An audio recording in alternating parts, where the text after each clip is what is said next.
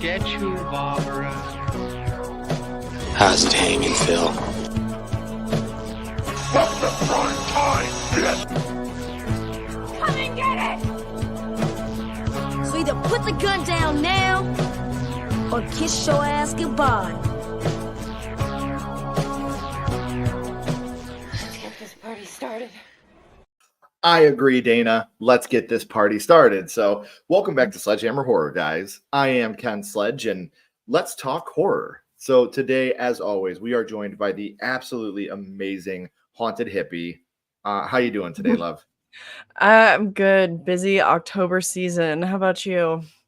Same. October is such a huge headache sometimes. I mean, we love it. It's the best time of the year, but it can definitely be a stressful time of the year as well. So before we get started, I want to let everybody know, if this is your first time here at Sledgehammer Horror, please hit that subscribe button. It really does help the channel. And if you're not subscribed to Haunted Hippie, what the hell are you doing? Go over there, hit that subscribe button. Make sure that you are checking her out as well. So for the people that don't know you, can you tell us a little bit about what you do? Sure.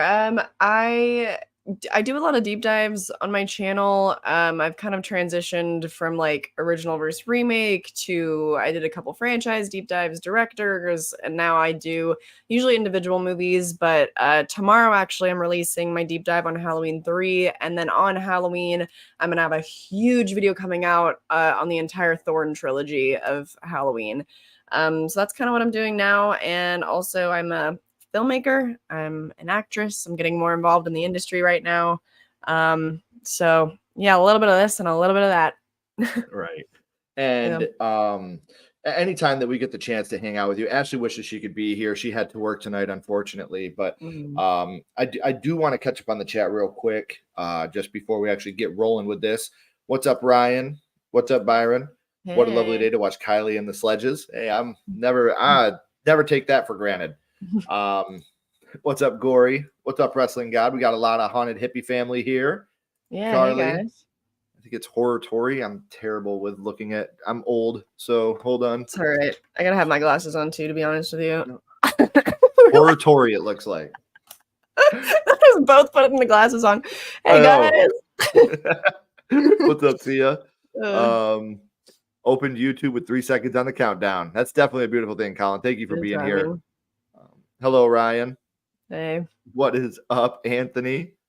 God, I love that a lot of our communities are so intertwined. I think that's so amazing. There's a lot of overlap here. I love it. Weirwood Warrior. Jeannie, hello. I agree. Absolutely amazing. I totally agree. Hey. Adrian. Hey, what's up, Eli? So a lot of people saying hello. Thank you so much. Appreciate that. Yes, they are damn amazing. Thank you. She is great. And even better, so you're a newcomer. Watch all her stuff. I promise you won't regret it. She's amazing. Yeah. What's up, Ryan? Louie's here. What's up? Hey, what's up, Nikki? Nice to see you. Hey. All right, so first off, I didn't say I was going to do this, but liked. Holy shit. Listen, guys, I'm not waxing her car because she's a friend of mine. I was very lucky to get a sneak peek of her upcoming short film, Liked. And I'm not going to say anything spoiler whatsoever, but I cried a happy tear after I watched it because I was so proud of you. I've watched you grow as a channel and as a human being for probably 5 years now. We've been friends, and it's amazing to me to watch the growth and how Liked is such, for any type of content creator, Liked hits you, you know. And I texted you something right afterwards, and I still feel that way right now. And again, it's kind of spoilery, so I'm not going to say what I texted to you, but I can't wait for you guys to be able to check this out. Ashley and I do get a lot of short films that people ask us to review, and we're honest with them. This one I can't wait to put a review out for. A lot of it took me by surprise. A lot of it had me and Ashley's jaw. Ashley called me right after she watched it, and she was like, I literally sent Kylie pictures, and I was like, look at this. I'm so freaking proud of you. I get horror dad emotion, and it was just so cool, man. And I just wanted to say before we got started that face to face that I'm so proud of you, and I can't wait for the audience to be able to see this amazing piece of art that you've created, and shocking piece of art that you've created. And as a content creator, there's a lot of it as you're watching and you're going, this feels awfully familiar. So I just wanted to throw that out there real quick. You did a phenomenal job. Ash and I are both super proud of you, and you should be super proud of yourself. And I can't wait to see you out on the festival circuit. I appreciate it. He did not tell me he was going to spend a couple minutes just gassing me up, because I just sit here like and that's why I didn't, because I knew you'd be like, can we not? Yeah. So that's why I didn't say it. Just sit here like an awkward little, oh my God, thank you, Yeah. But yeah, it's looking like if it gets accepted into Spring Horror Hound, which is potentially where we could meet next year, then Liked won't be coming to you guys until probably like early summer. But if not, then could be released as early as like February. So it might be like a little Valentine's Day drop or something. But yeah, there's some horror news to kick us off, I guess. There you go. And I really hope that I don't see why this wouldn't get accepted into Horror Hound. I think that you've got something very awesome here, and it keeps you intrigued the whole time. It's epic to me. And to watch, your lead actress did a fantastic job. She was so great. And again, it was amazing. So thank you for letting us be a part of it and watch it. It was super amazing to be able to check it out. So do you want to get us started with your first piece of news that we'll just bounce back and forth? Sure. Yeah, so they just recently confirmed an Alien sequel to Romulus, and also that apparently there's been like a secret Predator movie in the works. I'm seeing this on it's like on the same article is what I'm looking at. I don't know if you want me to like share my screen, because I haven't read through all this stuff. I typically kind of react to it like with the audience. So yeah, we can do that. Okay, let's see here.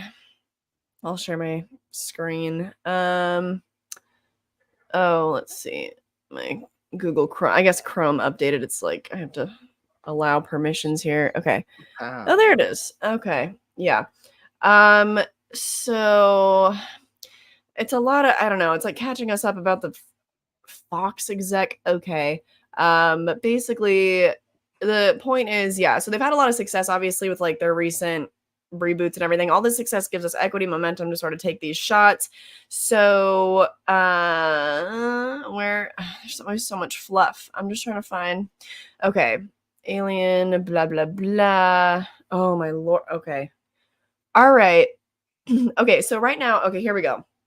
It's looking like next year, half the slate job almost figuring out these franchise movies first and coming up with the right cadence of Avatar, Apes, blah, blah, blah. Oh my God. Okay. Predator, there'll be oh, you're right. They also announced another Apes movie. Oh my gosh. Okay. I just want to know. Okay. There we go. Wait. Nope. Supposed to go to streaming. What's the next step for Alien? Oh, okay. We're working on a sequel idea now. Haven't closed our deal with Fede Alvarez, but we're going to. And the most recently, I saw that it was confirmed that Fede Alvarez is coming back. And then also, yeah, Kaylee Spaney and David Johnson are most likely coming back. And so we know there's going to be aliens. There's going to be great horror set pieces. Fell in love with both of them. Want to see what their story is. So this is according to the big Fox exec. So if he likes them, I guess they're coming back. And yeah, I don't know. That's kind of all I wanted to go over with this, because there's probably I think I have a better article that gets more into like the new Predator sequel coming up from Dan Trachtenberg. But yeah, I'm pretty stoked. I guess I do have just like a few reservations about Alvarez coming back, because I've loved that the work he does just kind of like he does it, he blows us away and he moves on to the next thing. And a lot like Alien Romulus, I gave it 5 stars on Letterboxd. Okay. I thought that it was like perfect. And I adored it. But a lot of what is in Romulus is things that we've seen before from the franchise. Yeah. So I guess that's my only reservation is like, I guess I would have liked to see a different like director take a shot at it. Just because I'm not really looking for like more rinse and repeat, I guess. Sure. I don't know. Yeah. See, in which that was one of my biggest negatives about Romulus, actually, is I thought they went a little too fan servicey to the point of bringing characters back that I didn't think needed to be brought back, especially the in the deep scope fake was that was bad. was Um, bad. yeah. Real quick, two of my favorite channels. This is awesome. Thank you so Thank much, you. Charles. And you know what that means. Ooh, baby, ooh, baby, ooh, baby, ooh, baby. Yes. Appreciate it. And I think where I get worried about this is I'm in agreement with you to where I really did like Romulus a lot. I think that Mhm. it's a film I wouldn't mind revisiting a couple different times because I am very, very much Team Andy over here. Yeah. Um, but it is hard to duplicate that and continue on with just this movie. I don't think we need to see more because again, this one took place between Alien and Aliens. So how long until we catch up to that type of timeline? I feel like it's going to be really hard to stay in that area and then in that bubble. And a new Predator movie. Like I'm totally down with a new Predator movie.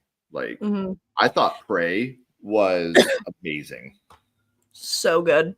My God. I guess like in terms of like waiting for it to catch up to Aliens, I feel like it'd be more of like a diversion from the like main plot with them. But Mhm. I would now I've gone back and like watched the entire franchise because I actually had only seen the first 4 movies before I went to see Alien Romulus. And then I don't know how do you feel about Prometheus? I wasn't a fan. I know a lot of people were, but for me personally, I'm the biggest I like my stuff bare bone. Like Mm, Alien is a single alien in space. I don't got to worry about, future gods and black mold and you know what I mean, like all the mhm, other stuff that goes with it. I'm a bear, especially with Alien. Like Alien to me, how Romulus kind of went back to that. We're just in fear of the aliens, but it still had enough of like the fungus stuff and whatever the other shit was that went way over my simple mind. But I just I would like to keep it more bare boned like that, just because that's what I enjoy about Alien is the fact that we're in space, there's an alien, holy shit, you know. mhm. But again, I don't think Prometheus is like the worst thing I've ever seen. I don't hate the movie. It's just way too over my head, because I'm a simple guy. You know what I mean? Like Yeah, the keep it reason I simple. ask is because I hadn't seen it. I didn't know that the Alien franchise had something like that to offer. And I mean, I love Aliens. I'm a diehard for Alien Resurrection. And I at that time, like before Romulus, kind of thought that that was as crazy and outlandish and gory and whatever that the franchise could get. So then to take it to like a more cerebral place in Prometheus, like I am all about that. So I I still think that like Romulus is amazing, like definitely had stuff for the freaks, great characters, like all that. I still think that. But now I'm like, oh, I maybe like veering off in a more Prometheus kind of direction is what I want, just because like we have seen that before. Like we Mhm. have Alien, we have Aliens. Now we have like two. I mean, Resurrection and Romulus are definitely for the freaks. Now we got 2 of those. So I would like to see more of like the variations of the alien. I think were the most interesting part of Prometheus to me, like how it evolved, the giant face hugger, like that kind of stuff, because then it's not only cerebral but then also still for the freaks because we still get a lot of different versions of the alien. So I think for me it's more just like a wanting to see something new, I guess, Right. rather than I like, mean, oh, let's either go way, back to like the crazy lore of the Promethean, the gods, and the who created us. And like, I don't necessarily yeah. need it to go back to that, but it's just like, I want to see something new, I I guess. want to see I want to see more of Andy. Like Sure. his character, I think was absolutely fantastic. And I think that this group of kids we got, even though it's very heavily implied there's about to be that baby was made of incest, you're like, that was I, a little heavy for me. I was like, wait a minute, hold on. The dad is who? like, that was really out of place for me. That, like, yeah. Anyway, sorry. Extremely out of the whole movie. I was like, wait, what? What? Halloween 6 now? Producer's cut? Like, what are we doing? Yeah. So I don't know. Like that to me was a little much. But overall, I agree with you. I think this movie is absolutely amazing. I think the cast was it was so good. And I could use a little bit more out there, like what we got with that last creation. I'm trying to be as vague as I can. Right. And yes, Nikki, it is heavily implied that she is pregnant with her cousin's baby. They don't tell you straight up, but it's like she's. We weren't going to get into spoilers, but whatever. Yeah, people maybe that that's a good thing. If you haven't seen Romulus, I'm sorry. But yeah, it was heavily implied that, and Fede Alvarez has said that. Let me see if I can, while we're talking, if I can find that article. But again, I was pleasantly surprised. That was the first Alien film that Ashley really enjoyed. Of the whole franchise? Of the whole franchise.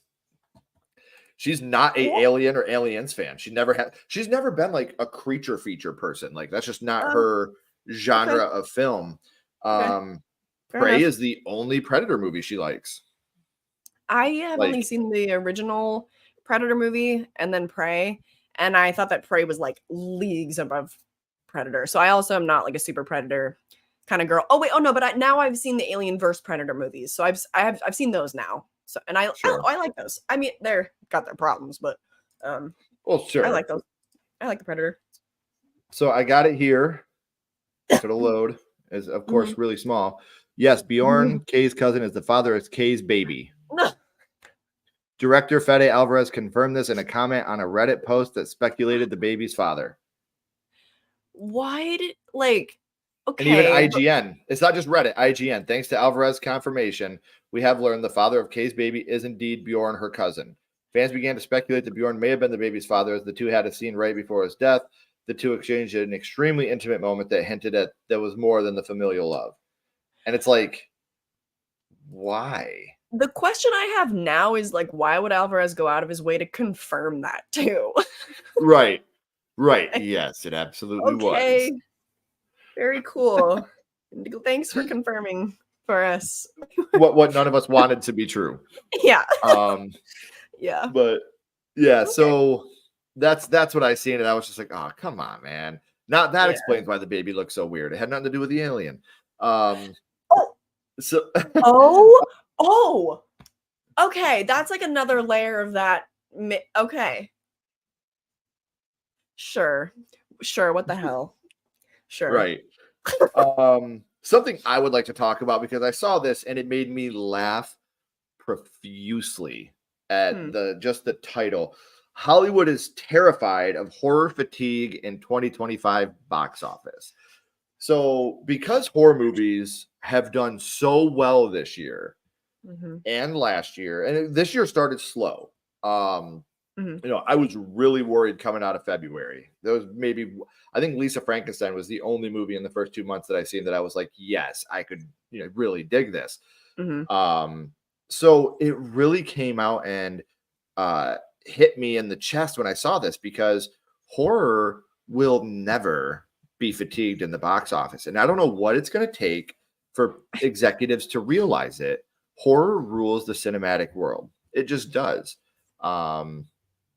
It's one of those things where I can never see a horror movie that we've all been watching go and eat shit. Terrifier 4 is not going to be released and make less money. No. Now what this is to me is Hollywood is starting to get pissed because their box office films are doing shitty, and all these independent horror films like Terrifier are winning. So many different companies came to Damien Leone and said, hey, we want to buy this. And he said, no.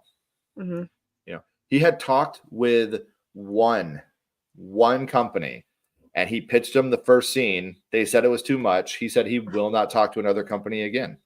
And good for him.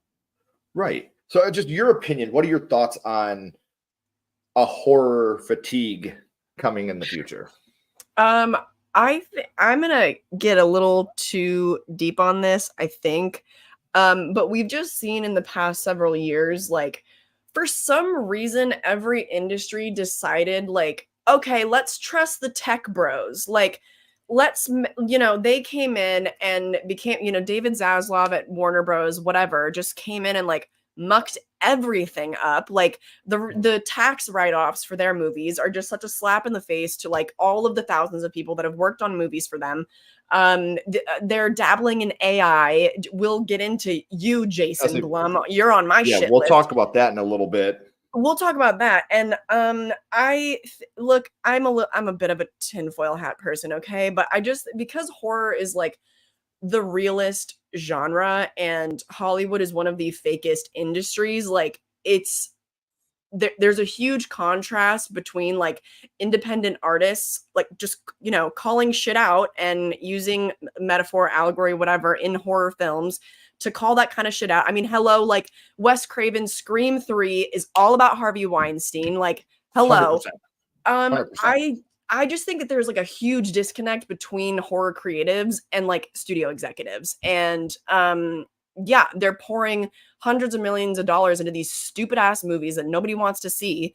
And like, I think they don't want to be wrong. Like, I think it could just be that simple and deep at the same time. Well, no, yeah. And something that was just in the chat that I want to bring up, because I think this is a big thing. Mm-hmm. There's no horror fatigue. Superhero fatigue is real, though. Now, here's where I agree with this, and here's why. Mm-hmm. None of our horror movies are in a universe where you have to watch every single movie to connect them to the other movie. Mm-hmm. Like with these superhero movies, there's one coming out every month that connects to the one before it, or, you're getting led into something that comes after it. So you feel like if you miss one of those movies or you can't afford that 1 month to go to the cinema, you're going to miss out on so much other stuff. So that's why I think that the MCU fatigue is real, because people are seeing the same characters do the same things month after month after month, and it gets really tiring, But with us, it's so many different franchises, so many different faces, so many different names, and they're all their own unique, different story. Mm-hmm. Well, it's so much more inventive, because even if it's like a reboot or somehow loosely connected, otherwise, it's like Evil Dead, they'll bring in a whole fresh crop of new characters, and okay, it's in the same universe, but it's like and even like there was a movie or two or a show or two that I missed in the MCU, and then like every once in a while I will dip back in, but it's just a less satisfying viewing experience, even for the projects where you don't need to watch all 24 movies to watch this, but they're still loaded with references, and there'll be cameos. And it's just an entirely separate beast with that. Yeah. And yes, Ty, next year could be bigger. We're getting a new Conjuring movie, Megan 2.0, Five Nights at Freddy's 2. Mm-hmm. Like, yes, next year is going to be another big year. And like I said, you got Five Nights at Freddy's, and then you get 2 years before you get another one. This isn't 3 months down the road. You're trying to get another one. There's so many different avenues and genres, even subgenres throughout horror, to keep it fresh. So you're not getting just beaten over the head with, we got to save the world from this guy. Oh no, but that guy died. Yeah. Oh shit. Well, let's talk about that guy. It's the same thing wrapped up in every single. And I'm not a superhero movie hater. I just don't have the patience to connect them all and watch them all. I just don't. We talked earlier. Yeah. I'm a very simple guy.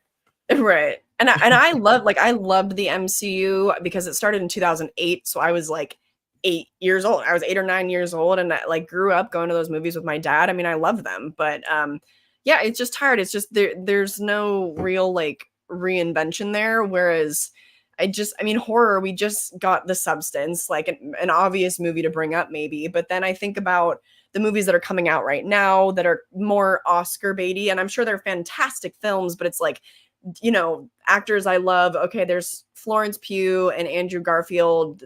They just, what was it called? We Live in Time, and it's a romance, and I think she gets cancer, and it's like, okay, but I don't know. It's just not. And then we get The Substance, and it's like, oh, you burr the younger version out of your spine? Okay, like that's, I don't know. Horror is just always doing things like we haven't seen before, and I just don't see that from like the drama genre either, let alone like all the superhero stuff.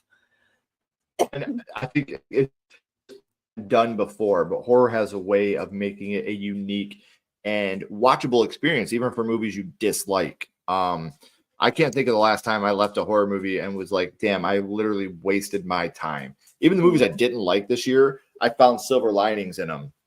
We took our 12-year-old to go see Tarot, and I was not a fan of that movie. That was one of her favorite movies. And I was like, you know what? Because she hasn't seen these tropes done 1,000 times, this is all fresh to her. And so watching that movie and watching her have the enthusiasm she had for that movie gave me a respect for that movie. So even in horror, there's things that I can respect even when I'm not super in love with them. So, we talked about Molly. Sorry, my dog's out here with me. We talked about my new piece of news with the horror fatigue. Is there something else you wanted to bring up?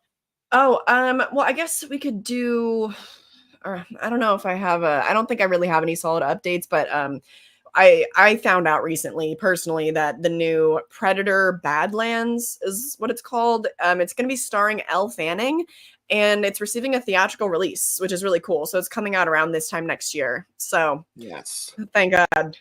I'm still salty about Prey. But... Yes, I was gonna say the worst thing about Prey was watching it on a fucking iPad in a motel room instead of watching it in a packed cinema with a full crowd. So I don't know. Maybe I could find something about that, but I'm curious while I look for that if there's gonna be, hopefully, because they did double features with like Terrifier 2, Terrifier 3, which are tiny indie films. So I'm wondering if for a big like Fox release, if we could get like Prey and Badlands. Oh, I just found. Oh, this is interesting. Wait, 2 new Predator movies are releasing next year? Yeah, that's what I just heard. Somebody in the chat just said that too. Yeah, I got the article now. I'll pull it up. Yeah, 2 of them. Okay, so Elle Fanning, right, is in Predator Badlands with Dan Trachtenberg, who did Prey. So that's wait, right? They only listed 10 Cloverfield Lane. That's weird. That they wouldn't. They do mention him in the same sentence as Prey. I was like, why would they not mention anyway? And he rattled off a bunch of ideas. We've actually done 2 of them. 2 are coming out next year. Can't talk about yet. One is the live action Predator film. It's interesting they would specify one is the live action. Okay, so I think that we can probably speculate that the other one must be animated. I'm down for that. I'm fine with that. I'm okay with that. I never got the chance to check out the animated Terminator show on Netflix. I heard that was really, really good though. I feel like it might be in a similar kind of. I never did either. I'm with you. I would speculate they'll be kind of similar, but if it's a film, I would imagine that unfortunately an animated Predator movie, I would assume is probably going to streaming, but who knows? Have you seen Daddy's Head? I have. Yeah, have you? Yeah. It was like Yeah.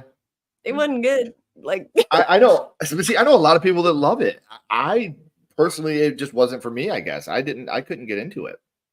Maybe it's a similar thing where it's like, I don't know, I was around 6 years ago and I saw Hereditary, and I've seen the movies I've seen Babadook, like right, the ones that kind of did it a little better.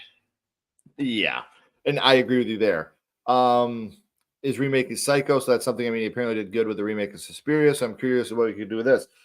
Do you want to go into that since that was on our list anyway? Yeah. Do you have an article or anything to go over with the people? I don't. What I have is it won't be a remake, but a readaptation from the Suspiria director is what I got. Right. So you first. Go ahead. Okay. No, go ahead. Yeah. I have only seen his Suspiria remake one time, and I was really confused why I didn't like it, because like I had set up, it's like a 3-hour long movie. I had set up really good conditions for myself. I thought I'd done everything right to be sat up and cozy to like really take it all in. Didn't really like it, like didn't get too much from it, but he's a director that I really, really like. I loved Challengers. And so I am hopeful for the reimagining, if it's not going to be a Sure. remake, okay, like whatever. But also I feel like it's a story that needs to be told from a woman's perspective, because that is the victimized group that the book was like making commentary on. Right. So it's a little confusing to me to take that story from a man's perspective, but maybe he'll go more for like the capitalism, Wall Street, like class warfare element of it. Because that's also like the like heavy subtext of the book. So like, yeah, maybe they won't take the approach of, because Mary Harron obviously already did that perfectly from like the feminine perspective. So maybe like that's the approach he'll take. I don't know, but I mean, I can't say I'm not really interested to see what he does. I am. See, I just it's gonna come down to casting for me. Mm. I don't want someone to go out and do what Christian Bale already did. You know, Sure. I don't want someone to be a carbon copy of what he already did. I've already seen that. Don't Mhm. give me that same type of guy. I want something completely unique out of this take. And that's what I'm going to be interested in seeing, is how they are able to do that. Mhm. How they're able to recapture that without doing a duplication of him. And I know that a lot of people are going to be like, you know, it's going to turn out Nightmare on Elm Street, you know, oh, Christian Bale is my, you know, and I think it's going to go like that. And why can't I think of the guy's name in the movie? What Patrick Bateman. Patrick Bateman. Yeah, he's Mhm. you know, Christian Bale is my Patrick Bateman, so nothing's ever going to be better than that, and which is fair, you know, and that's how it's going to be. But I'm just hoping we can get something unique out of this movie. I don't want to see a whole retelling of the first one and just call it a retelling to call it that and get people to sit in the cinema. Mhm. Now, are you talking about the short film Mads? Because I have not seen that yet.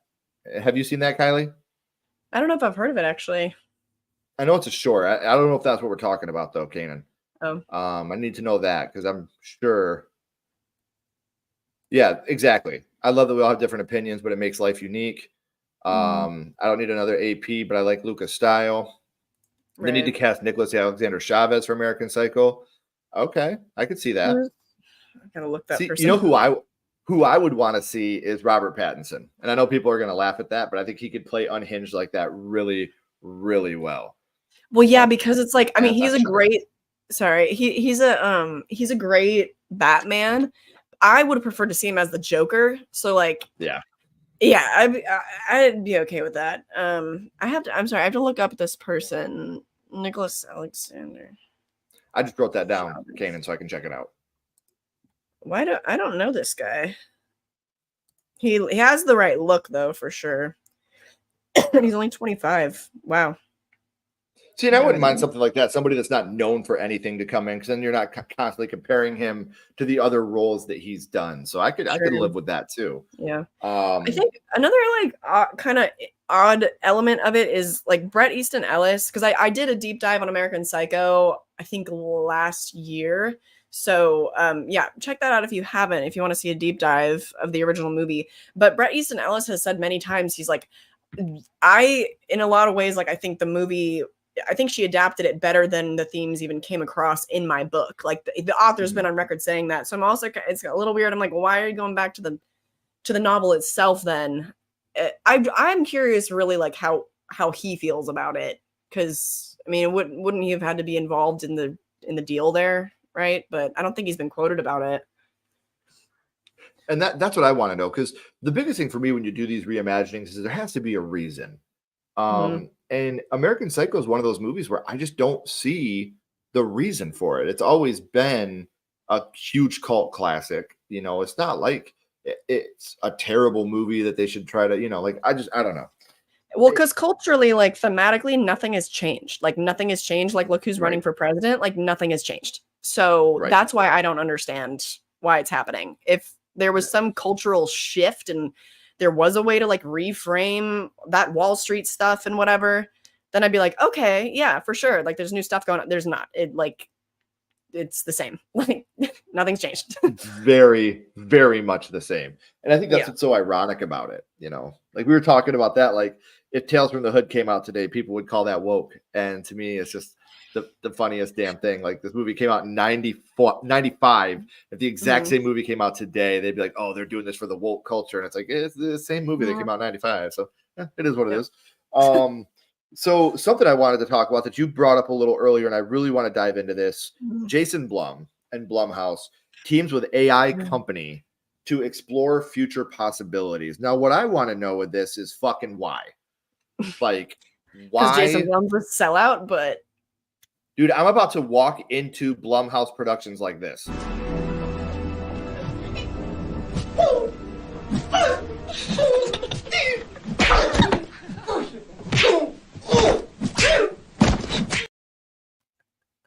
Don't tempt me, Jason. I've had it up to here with this bullshit. Yeah. This was the most Blumhouse to me has always been hit or miss when it comes to movies, but I've always had a respect even for the bad Blumhouse movies because they were at least sticking with the horror genre. They were trying to do something horror, whether it had an audience in me or not. I was really, really proud of Blumhouse as a studio. This pisses me off. We just had strikes about this. And this is a very good comparison. This is a fucking brilliant comparison. He wants to be Elon Musk of horror. That is Kanan. You are fucking right. That is exactly right. It's just such loser behavior. I can't. It's so heartbreaking that we're going in a direction that is the opposite of what everybody else in this genre is fighting for. You know, it's super disappointing to see it. Well, and I think. Sorry. No, go ahead, please. It's the same thing across the board with all these fucking like tech bro CEOs. Is like they want so badly to jump on the next thing, keep deepening those pockets by always being first with the innovation, like despite anyone else screaming at them like we don't want this. Like I tweeted when he tweeted about it and I just said miss me with this fucking shit. That I think just kind of sums up my feelings on it because it's just such a slap in the face to think that like I don't know, like money makes you stupid, man, because it like the genesis of their success, Paranormal Activity, costing $15,000 to produce that movie and going on to gross over $200 million. And it's because of the innovation of Oren Peli, him as an artist, to take nothing and like spawn this franchise that like I just don't get how 20 years later that I don't know, somehow in his brain it's just devolved to be like I actually don't respect that anymore.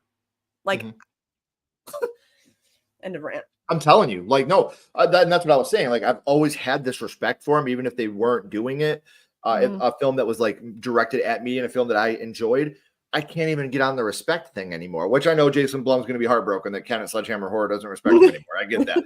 Yeah. But as somebody that's always supported, you know, Blumhouse, like it really does, it feels like a punch in the gut. And I've got friends that have made films for Blumhouse and it's such a punch, but and Kanan's right though. Now, you know, we're getting the rise of the Shutter and the Neon, like places that are still going to do it right. That's amazing. And I wanted to bring this up too, because I disagree a little bit, Jay. I do not hate CGI. I think that as long as it's used properly, the way that I've always looked at CGI is your practical effects are your mashed potatoes and your CGI is your seasonings. And you want to season your mashed potatoes just a little bit to make them taste better. You can't shove all your seasonings on your mashed potatoes or your food's going to taste like shit. If you use too much CGI, it's going to look like shit. But I think a little bit of CGI in the right places is very useful. AI, you're taking jobs away from people. If people are doing CGI, there's still somebody creating that CGI, and there's still somebody that's putting their hard work into all the computer stuff that goes into it. And I'm not going to try to wax poetic because I don't know what the fuck I'm talking about because I'm very stupid when it comes to CGI and working with that stuff. But at least there's somebody that's a human being creating that CGI, that's creating what they're doing with that. To me, that's miles better than what they want to do with AI. Well, It's but the very thing with disappointing. AI is like, even if they're even if AI looked good, which I'm sure eventually it will. At the moment, you can always tell. Okay, looks like Yeah. garbage. Oh, the quote that I really like is like AI accidentally proved the existence of a human soul because now we see what art looks like without it. You know, Without it, yeah. But it's the fact that like AI is just inherently unethical. And I'm not talking about like, okay, maybe there's AI editing tools that can streamline that process or something. But in terms of like image creation and all of that, it's inherently, this is not a difference of opinion. This is this is a difference in reality if you disagree. Okay. It's inherently theft. It can only operate on existing artwork that has been created by humans. That's what all these strikes are for. That's why like people are begging for laws to be put in place because it is an issue of copyright. Like there are copyright laws in place that prevent like creators like you and me from using clips longer than like 3 seconds from movies for this very reason, because we do not have the rights to that. And AI is just like, fuck that, stealing it. Right. Right. And it's just like I said, we've had people in the genre that are really fighting for this right now, you know, like that are just saying, hey, we really don't want to do this because it's really going to hurt our art if people are out there just doing this. And I think that's where my heart breaks for these people that have been fighting so hard to keep AI out of it. And now it's just like, hey, psych, deal with it. You know, that to me is the biggest heartbreak of it all, because we have people that just want to go out and do what they need to do and work and make a living and feed their families. So yeah, I wanted to bring that up real quick too, because I knew that was something that you and I both wanted to touch upon, was the use of AI and how Blumhouse is partnering with AI. Yeah. It's just, I don't know what will come of it, because from what I can tell, just like on Twitter, I don't know what the conversation looks like anywhere else, but I mean, obviously, like I tweeted in response, and then I just was scrolling through all the replies. I did not see a single positive comment. I saw everybody saying like, we don't want it, fuck this, no thank you, what are you doing, Jason Blum? Like that literally was all I saw. So whether he's gonna be like, don't see it, like Right. I don't know what's next. I don't know. I honestly, like, it's not something I could predict, because I could see him just looking the other way and still going. Oh, absolutely. Like, see, and this is what I agree with Kanan here. They need to get the idea that AI is sentient. It's not a computer generated thing. So we need to use it correctly and make laws for it to be used correctly, because that's the thing. Like it can copyright and do those things that real artists are like, hey, hold the fuck on a second. You know, like this isn't just like I said, somebody creating CGI over top of a movie where you have human beings creating that work and making it their own. This is a sentient thing that is creating. So we need to look at it that way. And this right here, like, where'd it go?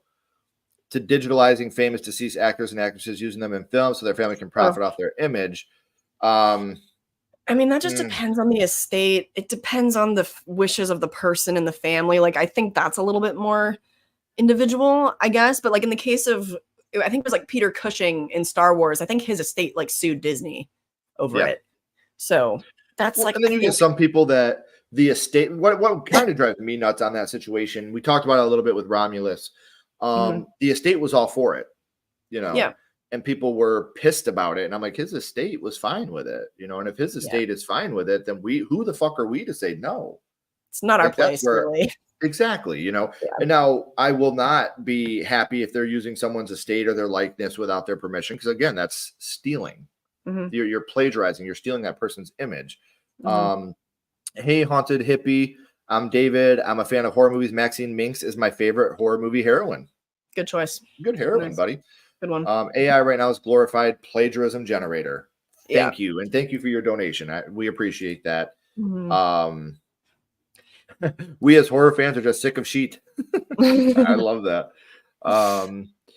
What if we get to a point where AI can create new concepts as opposed to using, I mean, it just depends, because to me, and again, this is just me, I don't want to say like, this is a fact, this is how it is, everybody needs to agree with what I say. I still feel like you're taking a job away from a human being that could be doing this work. And you're giving it to a sentient robot to create that. That's where we're taking food off people's tables. And a lot of these people I've seen one of the writers of The Office, and he got a residual check for like $8.99, and it's like these people don't make enough money anyway, you know. And without the writers, we don't get anything. And this dude got a residual check from Netflix, whatever, for like $8.99, and it's like, are you fucking kidding me? And now you're gonna take AI and start putting it into that type of market. Well, now they're gonna get nothing. You know, like we need to be fighting to get them more, not take away from what people are doing. Just again, my opinion. But it's like also just the fundamentals of how AI works. It is human trained. It's not possible to get to a point where AI can like think up something entirely brand new, because it's all of its knowledge is going to be predicated on human created concepts. So that would be great. It's not technically possible. Like even if it comes up with an idea seemingly that like we've never heard of before, it was all informed by the human training. Like, so great in theory, not gonna happen. Exactly. Got a couple super chats here on Kylie's side. Thank you guys for supporting the channel. Have you seen Mad God? I tried to watch it, and something about it like deeply unsettled me. It was like very gross. I want to try again because it came out a couple years ago, but I couldn't finish that one. Right. I wrote that down because I have not seen it. So I've got Mads and Mad God written down so I can check these out. Mike Flanagan is considering directing a Carrie TV show. He directed 2 Stephen King novels so far. Let's see how this goes. Well, Lexius, what a segue into our next thing. It's not considering, he is directing a Carrie TV adaptation for Amazon Prime. Now, what is it that we always say? If you're scared about something, give it to Mike Flanagan, and it's going to be badass. The Exorcist Believer came out. It bombed. The next Exorcist movie is going to be directed by Mike Flanagan. Now, Mike Flanagan, again, this is no secret. I've said this thousands of times on the channel. We did a top 10 video on it. Mike Flanagan's Dr. Sleep is my favorite horror movie sequel of all time. I think that Mike Flanagan can do no wrong. I've never seen anything he did that I didn't like. Kylie has a whole video about Mike Flanagan and how amazing he is. That's how much he means to us. So what are your thoughts about Mike Flanagan doing a Carrie series? It's a loaded topic. Also, after I did that deep dive, Mike Flanagan has been a patron of the channel for like a year and a half now. I don't think he actually keeps up, but yeah, so he's also credited on Liked. He's in the credits just for being a patron of the channel. So yeah, me and Mike Flanagan, we're like, you know, but with Carrie, it's I have one concern. I think that he's gonna knock it out of the park in terms of like, I'm really interested to see what he's gonna do with the teen drama element, because he does so much with adult kind of coming of age and grief and that kind of stuff. So I'm interested to see him tackle the teen area. And I think that he would be the person to make such a slim novel into a whole probably 10 episode TV show. Like, I have absolute faith he can do that. My one holdup is that I just not necessarily putting this on good old Mike, but maybe the studio. The whole premise of Carrie's bullying and everything and her being an outcast in the book is that she's fat. Like, it's a huge part of her character in the book, and it's like it's important commentary in the book, and no adaptation has tackled that. And I kind of don't have faith that an Amazon show would properly cast it and like properly explore that subject matter. But I have every faith in everything else about it. Right. So. And I do want to correct myself, because Kanan is right. As you can see here, he will write and executive produce. He is not directing. He is writing and producing. So yes, before we put fake news out there, Kanan is 100% accurate. He will write and executive produce the Carrie TV show. So now I'm excited to see who he will get to direct it. Hill House is so good. So good. Loved Hill House. So, you know, you've been a big Mike Flanagan fan for a very, very long time. What is your favorite Mike Flanagan work? Oh God. I think, It's hard. Jeez.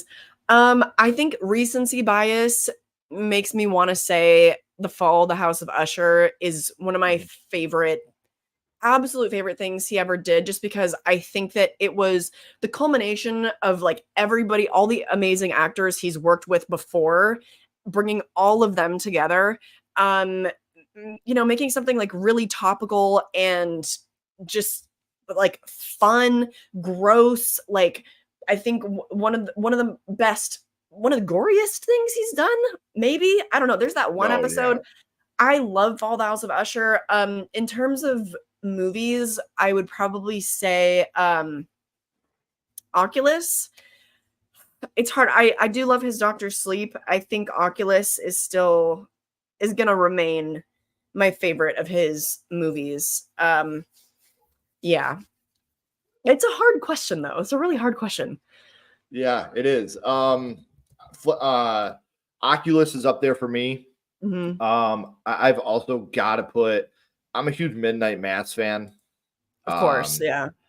I really liked Midnight Mass a lot.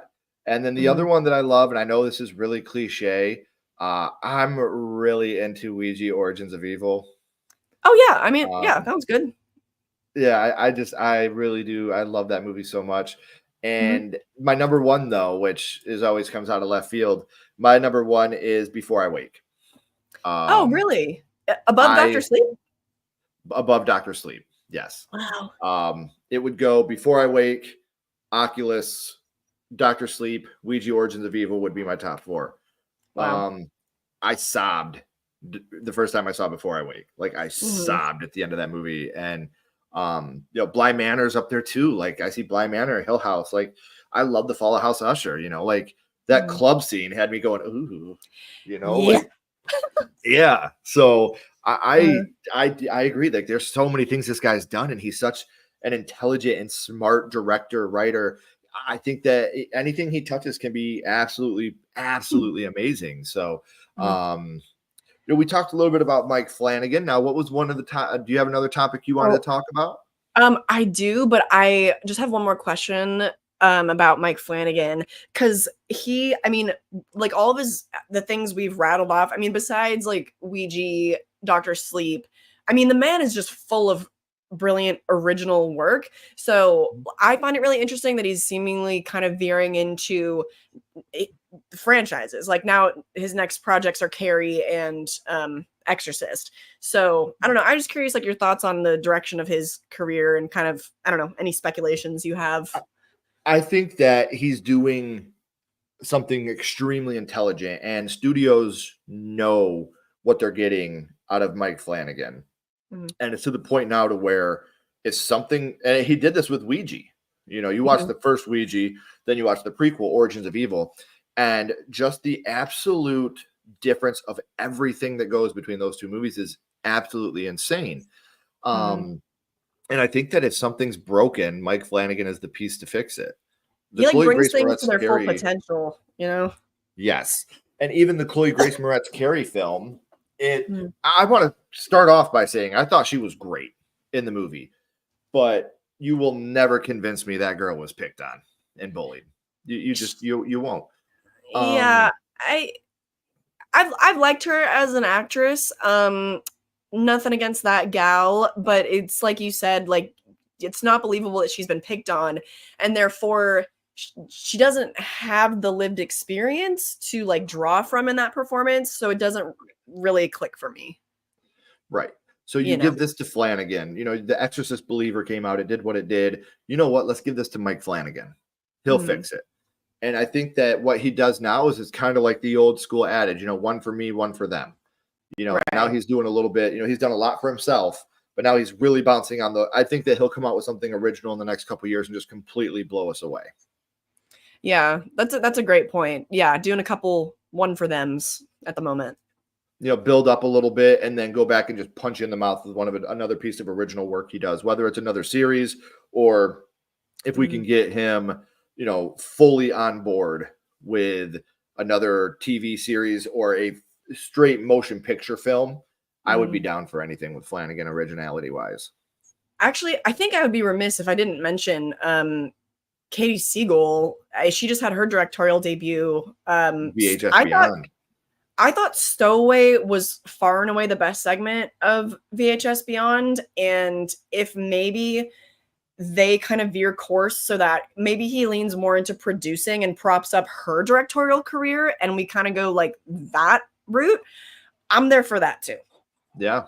So yeah, because it's one of those things where he was just he's just such a genius, and he has such an eye and mind for cinema, and obviously Kate does too. Everything she does is gold. Obviously she's always teamed with Mike, but she's done stuff on her own too, like you said, directing Stowaway for VHS Beyond. Loved it. I loved her and Justin Long's one. They both did absolutely fantastic. So yeah, I would love to see more out of her directing as well. I mean, I don't think that you can really go wrong with that. No, quite the duo. Yeah. Okay. Yeah. All right. You had another one to talk about. Yeah. So Happy Death Day 3 has been teased. I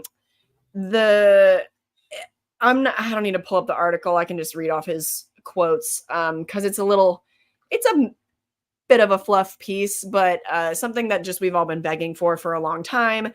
And he said, I could say that I wrote a treatment. I didn't write the script because I wouldn't write a script unless it was a sure thing.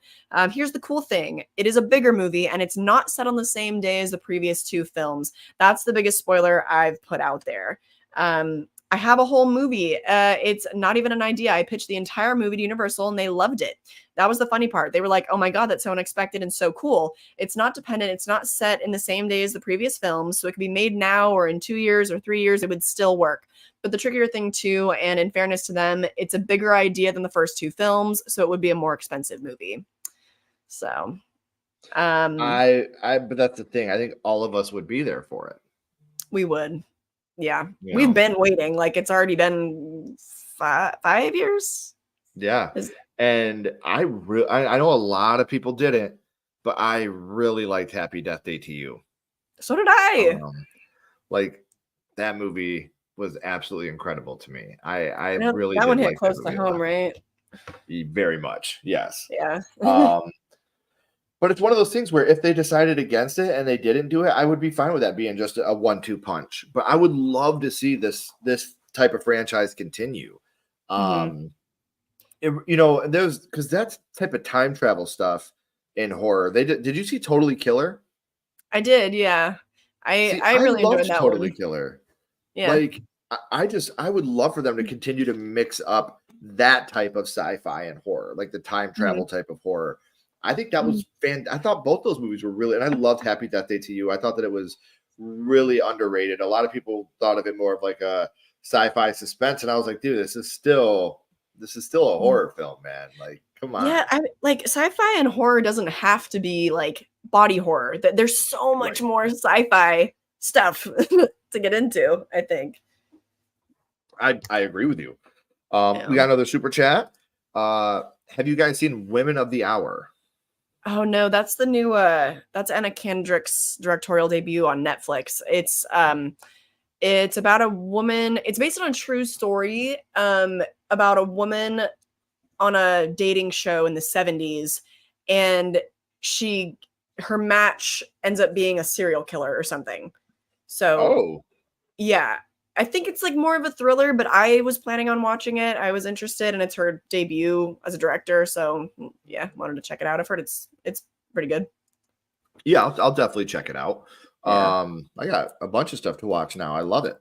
But back to Happy Death Day 3. What is the direction they could go that you think would turn you off? Gosh. I enjoy the balance of comedy in the first movie, from what I remember, because it actually has been several years since I've gone back to Happy Death Day 2. I remember they kind of ramped up the comedy a bit more. We kind of left a horror vibe a little bit.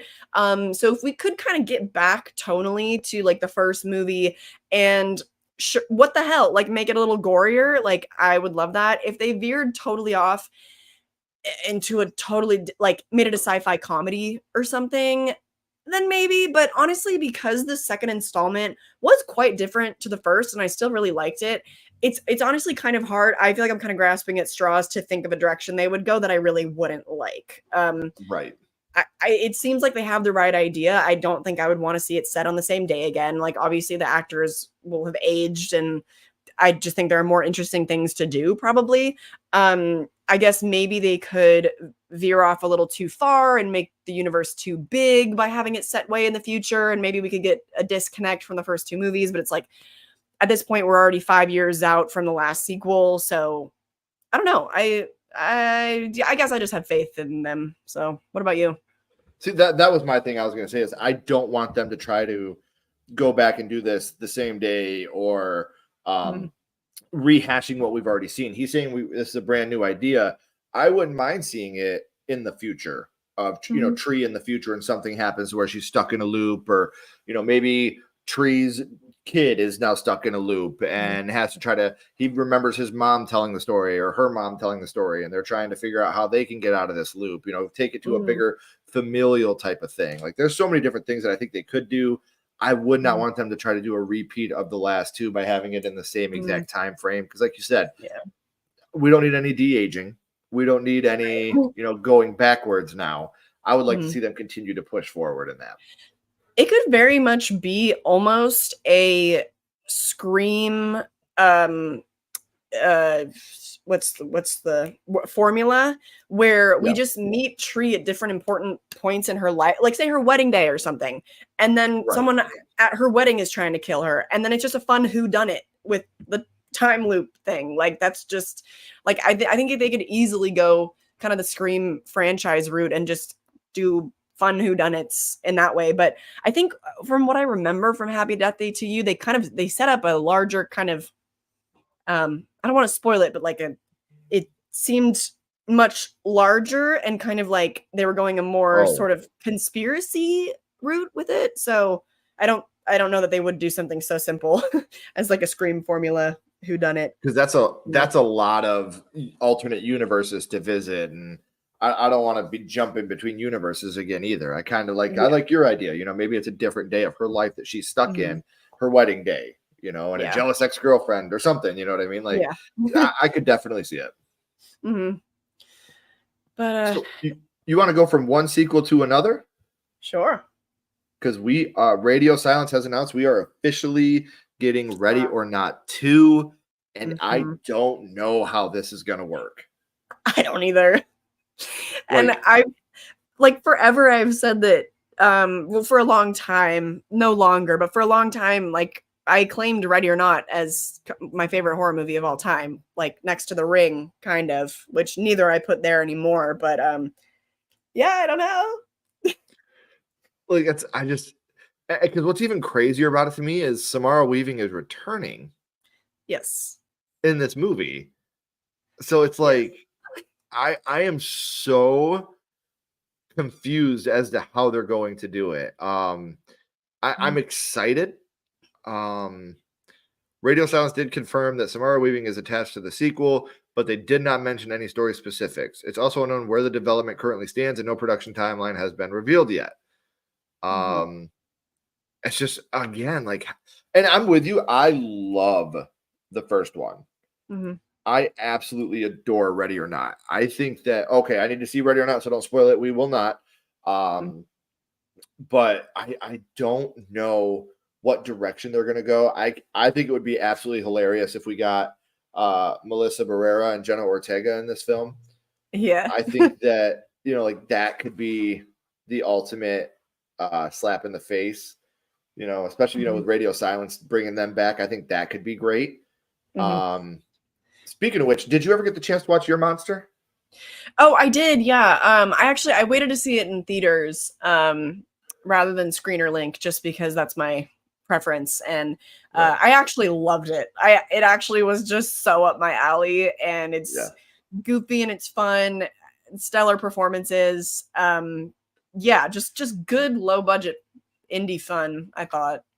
Dude, when they were watching the movie and the monster was like, I don't want to feel like this, and he walked away, I literally had to pause the movie because I was laughing so hard. But if you guys haven't seen Melissa Barrera's new film, Your Monster, go and check it out. The whole cast is great. It's very funny.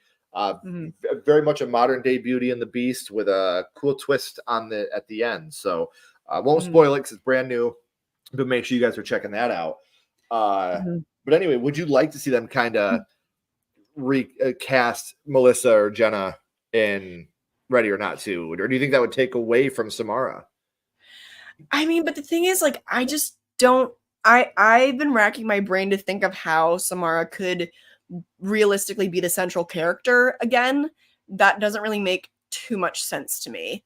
Right. But it's looking like that's what they're gonna do, because so far on Instagram they like posted a joint reel together, and it was, you know, Matt and Tyler and Samara in the video. So obviously like they're using her as their main like promotional dog, right? So but I'm like, how? I don't know. If they had Melissa and Jenna, it's maybe that would work better because it would be more of an ensemble rather than Samara leading solo. I don't know. I don't know that that's the movie to kind of have that team up, unless it's like, yeah. See, I'm just racking my brain because I don't know how a sequel to this movie would work.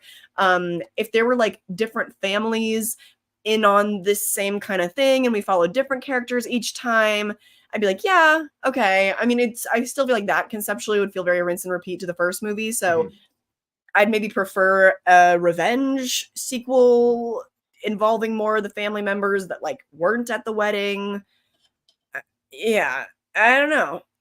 Yeah, it's going to be hard to capture this movie again. I completely agree with you. Like, yeah, this is going to be a hard movie to recapture that initial feeling that we all had with it. And I do want to say, yes, absolutely, this is happening. Tourist Trap reboots. It is a requel. Barbara Crampton was talking about it at Horror Hound. Barbara Crampton is the one that's doing it. So Barbara Crampton is doing a Tourist Trap requel, she said. So very excited to see the direction that Barbara Crampton can go with this. If anybody's going to do it, I would love for it to be her. Is she like producing or? Yes. What? Oh, cool. She's producing it. She was talking about it at Horror Hound. She was super excited about it. She was telling anybody that was willing to listen, and we were all like, yeah, we're so excited. Yes. Yeah, but back to Ready or Not real quick. And again, this may be, you know, whatever, but I just don't see a reason for, and again, I know it made money. I know since its release, it's become a huge cult classic and people really, really love it, which they should. But I just, maybe it's going to be until we get that, that first synopsis, maybe then it'll be like, okay, that makes sense. I trust Radio Silence. You know, I trust that they can put out something that's worth watching. I think so too, but also I'm a little iffy because we're even talking about, you know, the whole element of the one for them, which I'm pretty suspicious that's what this is. So, like, obviously I trust Radio Silence to give us fun, great horror movies, obviously, but like, I don't know. This is just my speculation that I don't know that it was them that approached the studio. I feel like it was probably the other way around. So I don't, you know, I just speculate it's probably not coming from some, you know, spark in their creative well. Oh, sequel idea. Let's get the team back together. Like, I have a feeling it's a one for them situation. So, and I feel that too, where it's the point of like, well, Scream 7 fell through. We're not a part of that anymore. What can we do? And the studio's like, well, we'll bring it back on for this. This made money. Let's try to make money on this again. Yeah, you know, so it could definitely be a one for them moment here too, trying to, you know, for a lot of the people in Hollywood who feel like that Radio Silence, you know, slapped Spyglass in the face instead of being vice versa. This is their redemption tour. You know what I mean? Like, hey, we can still make a good movie. And like I said, I don't want to get into the whole Spyglass debate because I don't feel like there's much of a debate there, and nobody's going to change my mind on how I feel about that situation. But it's really unfortunate. Yeah, that's just really unfortunate the way that they handle business. So, all right. Did you have another one you wanted to talk about? I mean, I think we both really wanted to talk about the rumored, or well, I guess the movie's not a rumor, but Christopher Nolan's next movie with Tom Holland. Yeah, according to this article, we heard a great rumor about it that apparently it's going to be what did they call it? Whatever. They're speculating it's going to be a vampire movie set in the 1920s. Vampire period piece. Yes. Yeah. And yeah, right. Which Ryan Coogler is already doing this, and that movie is called Sinners.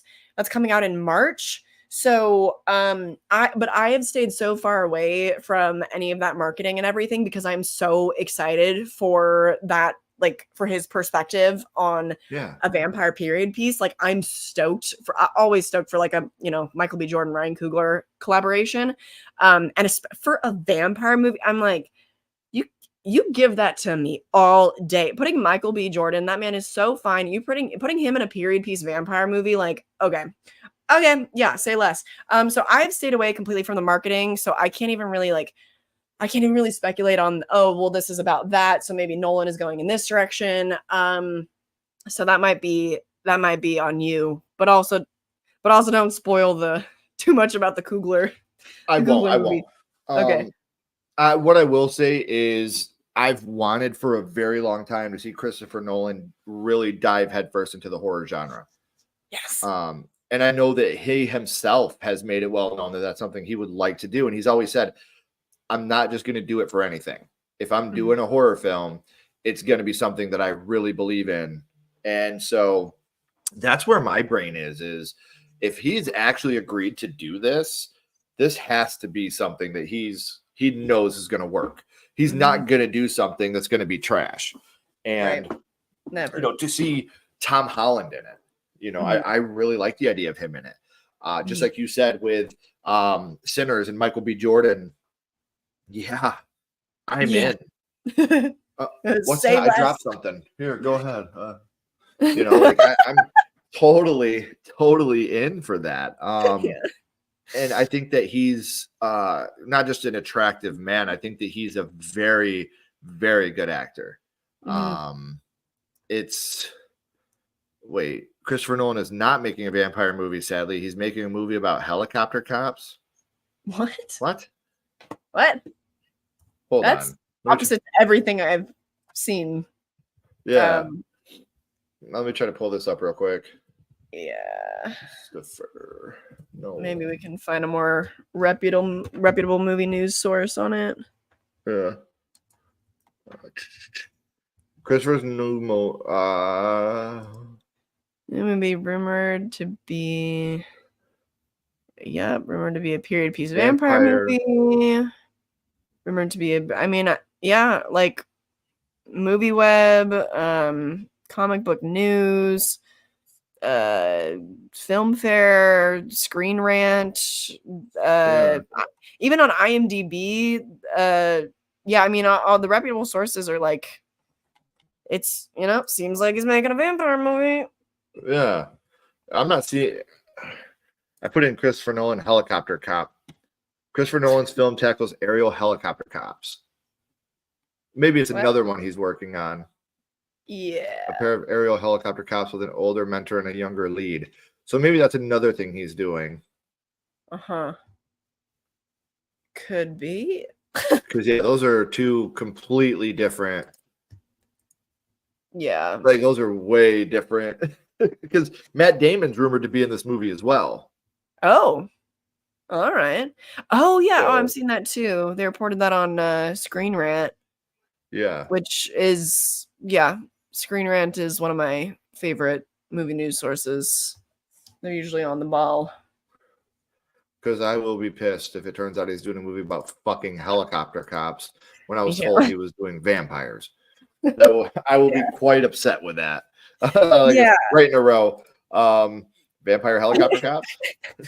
Vampires and helicopters? I love that.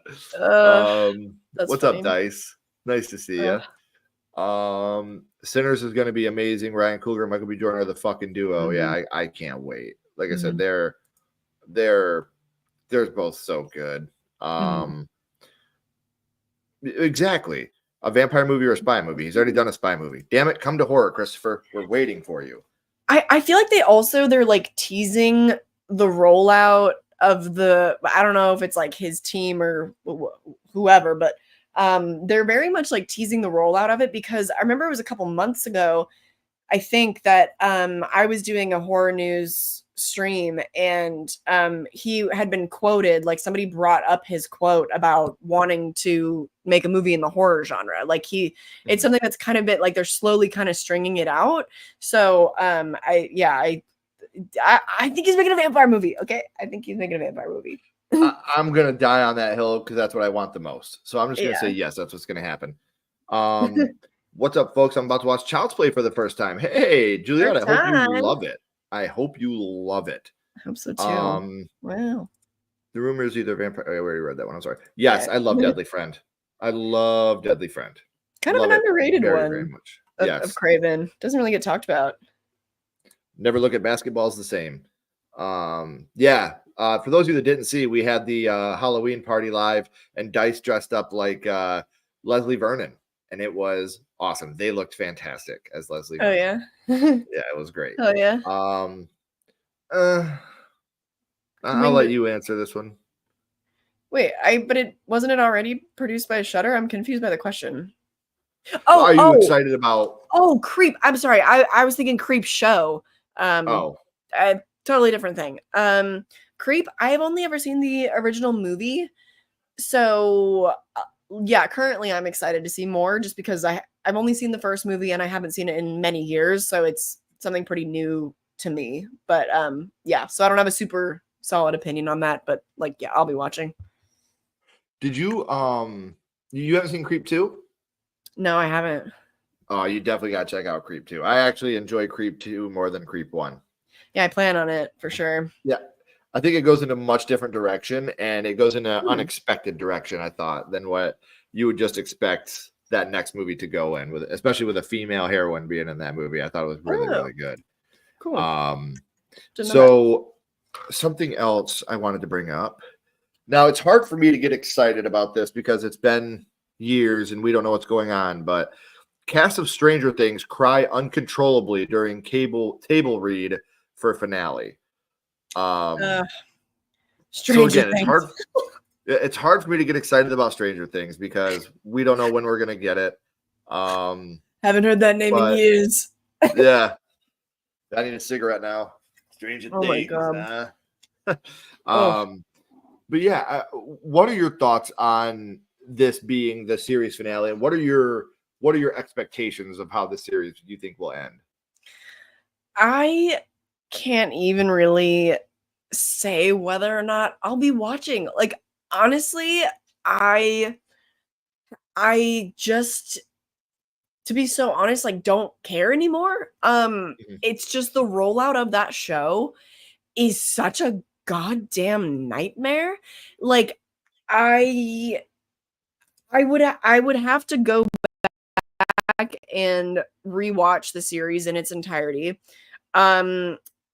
A lot of the cast members also, I have a hard time looking at their faces, like knowing their political alignments and stuff now. That show has just like spurted out some really strange people. And it's like, I feel like it would be a tough watch. I just feel like that would be really distracting trying to get back into it again. And also, like, I have so many other horror shows and stuff I'm catching up on. I just can't currently see myself wanting to go back and restart Stranger Things and like try to get invested in that again. I just currently can't see myself doing that. So I honestly don't know if I'll be watching. I don't know. Mm-hmm. Which is fair, you know, because I'm a completionist. So like, I can't start something and not finish it. I'll always think about it. Sure. So I'll definitely have to see how it ends. I think that Will's dead. I think Will's gonna die. Hope so. Yeah, I think that's a wrap for him. I think that's been in the cards since the very first episode. Is the show can't end with him being alive. I feel like him and the Upside Down are connected, and in order for the Upside Down to be completely destroyed. Everything that's a part of the Upside Down has to be destroyed, and Will being one of those things. So I think that's what the sobbing uncontrollably thing is. And again, I'm not going to get into which character, but there's somebody that I feel like is they feel like they are too good for the show now, and they irritate the piss out of me every time I hear this person talk too. So yeah, so it's hard for. I agree with you. I don't think I'll go back and rewatch it just because, again, I don't have the time or the patience. I might rewatch that last episode of the last season just to kind of. I mean, I pretty much remember where we ended off at with that cliffhanger. I do, but yeah. It's and just, they always do the recap. There'll be a 3-minute recap. Right. You know, I just don't know. I don't know. Yeah. I just hope that they can come out and actually give us something, because I actually really enjoyed that last season. But I've enjoyed every season, really. Like there's a lot of dissenting opinions on that, but like I've enjoyed every season of the show. Yeah. And it reminded me of being a kid. You know, I'm an 80s kid. You know, so like that summer of 84, like stuff like that, that's my bread and butter. Like I love that stuff because it reminds me of my childhood. Right. And I don't know, it's just I would like to see it completed. Mm-hmm. And then you get the flip side of it, like the Chucky TV series. I fucking hate where that ended. Woof. Yeah.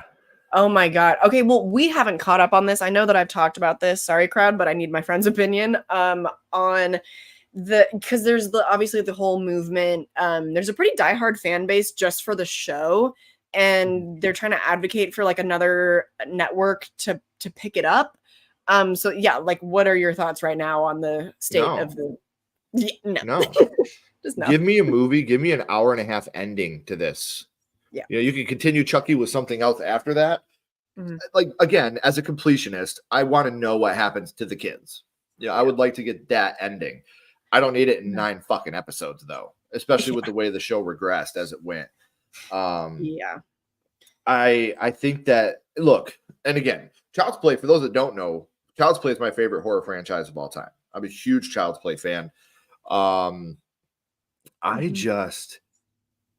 It gets to the point to where somebody needs to be standing next to Don Mancini going, no, dude.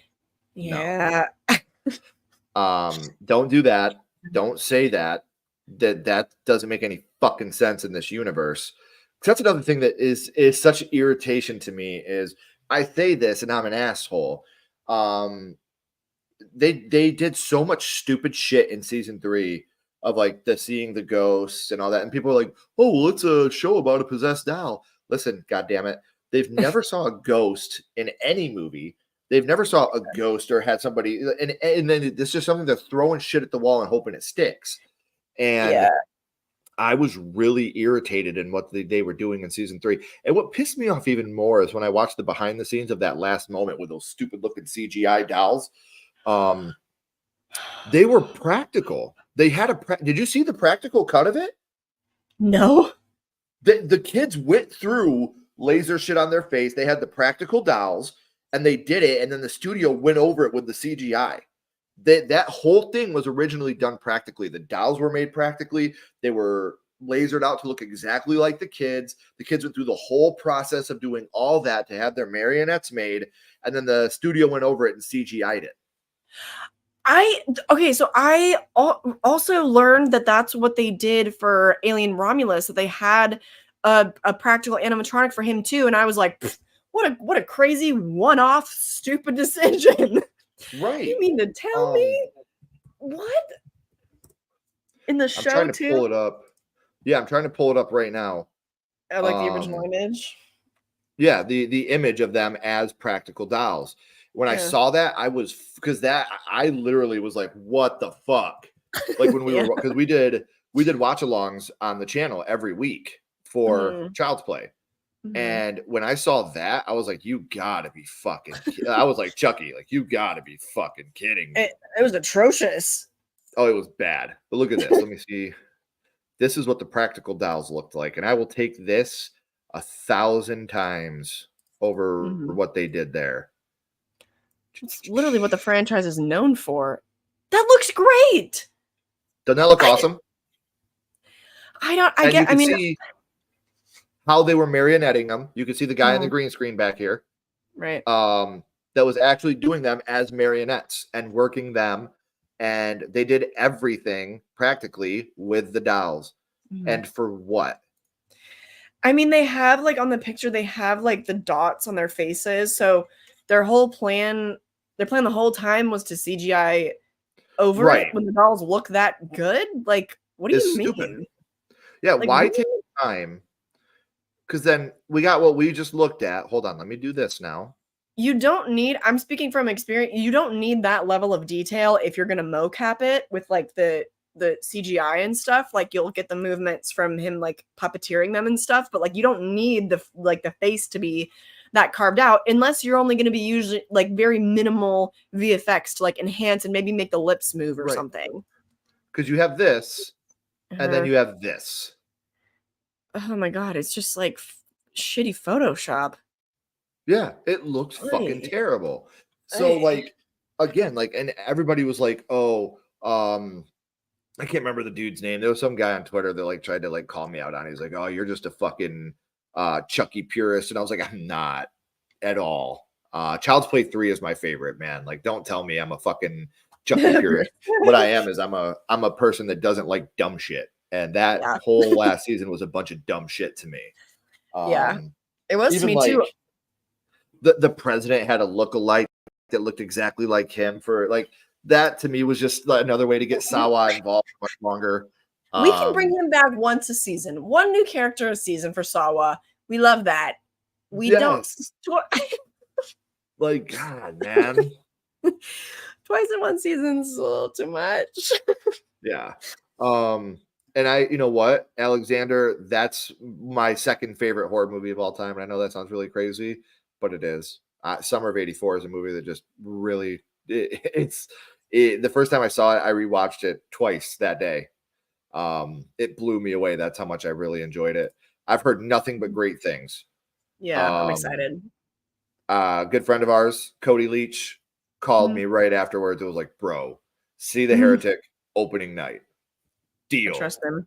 All right. Yep, I trust his word. So I do got to know too, and obviously we'll say this without spoilers. What were your thoughts on Smile 2? Smile 2 was, I thought, better than the first one. I really liked the lead character a lot more just because I thought that she was more complex, and like I already loved Sosie Bacon's performance in the first Smile, and thought Naomi Scott like equally, if not more so, just knocked it out of the park. Also just because there were more facets to her performance, like she's singing and dancing and all, and just is so talented, obviously. So yeah, I liked it more than the first one, and yeah, would recommend. My only thing was just that they made it larger in scale in ways that I totally appreciated, but I did think some of it was a little bit rinse and repeat. So, but yeah, we haven't talked about it. What did you think of it? I hated it. Really? Oh, well, you love the first one, right? I love the first one. But to be fair, I'm in the minority here. Ash, we went to Kentucky for Scarefest, and we met up with a bunch of our friends like Justin from Ryan 1988, and like we all went out and saw it together. I was the only person in our group of people that didn't like it. And I can't say why, because it'll be major spoilers for why I didn't like it. I thought the performances were great. I thought that what was it? Naomi Scott. I thought she was brilliant, but I hated her character. Like everything her character did, I was like, dude, fuck you, man. And every character in the movie, like every single character, I was like, you're a piece of shit. Like, I don't care if you live or die. Like, I will say though, the first 10 minutes blew my balls off. Loved the first. Can we just get a full-on fucking action movie with Kyle Gallner, please? Like, pretty, please. I need him in like a thriller, like action thriller. Dude, like that first 10 minutes, I was like, this is gonna be badass. He's so like, I'm so ready. He's so like physically dynamic. Like his physical acting is just, he's great. And I'm not one of those people that are like, you like this movie? You're fucking like, I'm glad you did. I'm jealous you did. I don't want to sit and watch a 2-hour movie and not like it. That's fucking stupid. Especially with how much I liked the first one. Like the first one shocked me. with how much I liked it. Are But you- this one just did. Am I what? Also, I can save my question. Sorry. No, go ahead. Are you like, do you need a lead, like, do you need a protagonist that's like less more, I'm trying not to spoil it, like that's like less morally ambiguous, like someone that's just a better person? No, Like, are you no. okay? I think what the big thing for me is, and again, I want to say this without spoiling it. I don't like movies where they wake up at the end and the whole thing was a dream. Or I Oh, don't like okay. movies where you find out a person was in a coma the whole time. Okay, You know what I mean? understanding Like, completely, because no, that was my biggest problem with the movie as well. I know exactly what you're talking about.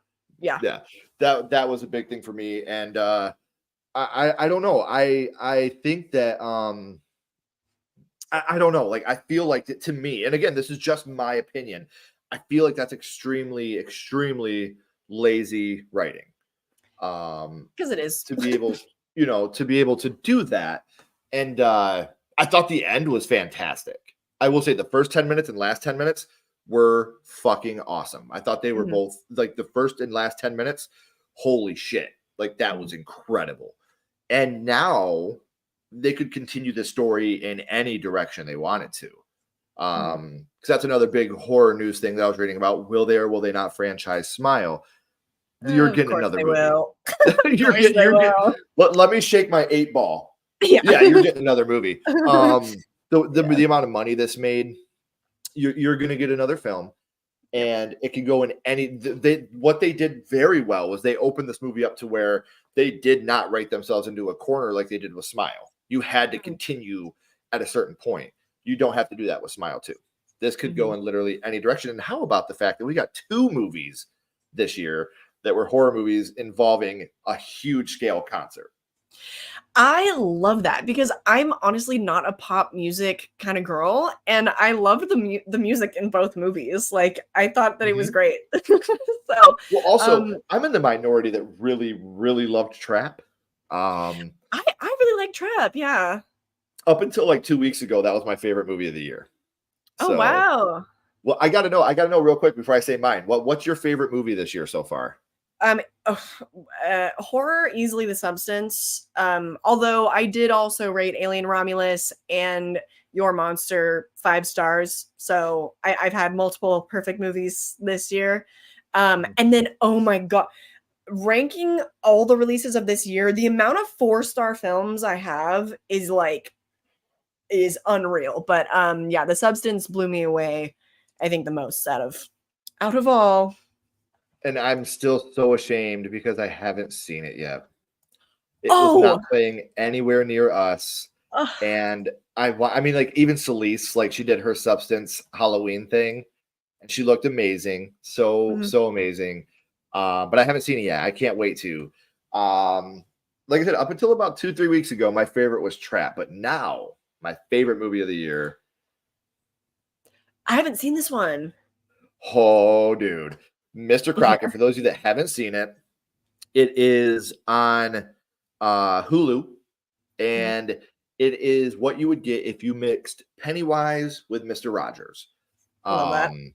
And I was literally like, we watched it for Fantastic Fest, and it was one because we did Fantastic Fest remotely this year, and you had a certain amount of movies that you had to do as part of being a remote guest, and this was one of them. 2 of my top 5 favorite movies were from Fantastic Fest. It was Mr. Crockett, which is my favorite of the year, and then Strange Harvest, Occult Murder of the Inlet Island. So it's a long ass title, but it's literally, if you had Forensic Files, the movie is what this movie is. Like, it's found footage. It's people that are going back and forth. Like, you're going to the detective's point of view and they're talking in the room, and then you see what happened. And then you go to like a person's point of view and telling them what they saw. And it blew me away. Like, holy shit. Once that movie's released, I need to know what you think of it.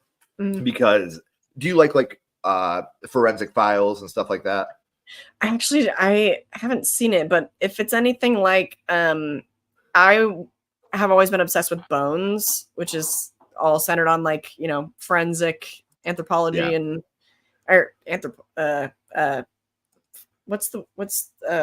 forensic science. Yeah, you know what I'm talking about. Like that. Well, we'll just broaden it up and say science, because again, simple guy. Yeah. But and then, like I said, the two that I gotta know what you think are Strange Harvest and Mr. Crockett, because like I said, Mr. Crockett is. I gave that 4. I don't ever give movies. In the whole time I've ever done Sledgehammer Horror with Ashley, I've given one movie a 5-star review, ever, and that Summer of '84. Summer of '84. That's the only one. Mm-hmm. But there were movies this year that were so close. Trap was close. Lisa Frankenstein was up there. I thought Lisa Frankenstein was phenomenal. Abigail was great. I'm trying to think of the movies we watched this year now. For me, like First Omen, I liked Immaculate. I'm trying to think of my like other 4-star guys. Let me see. Rating. Yeah, I'm going through mine right now too. The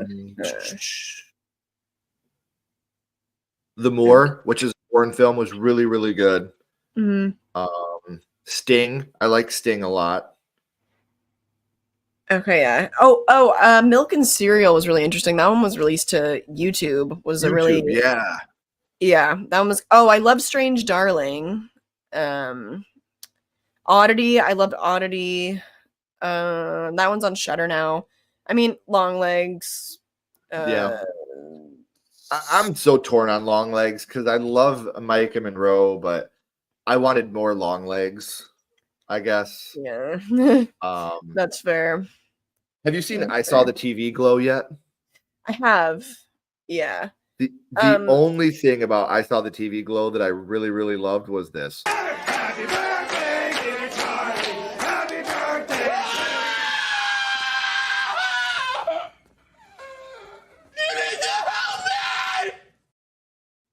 I couldn't stop laughing at that part. Again, and the way that I've said this, and I really, really mean this, I'm not being facetious.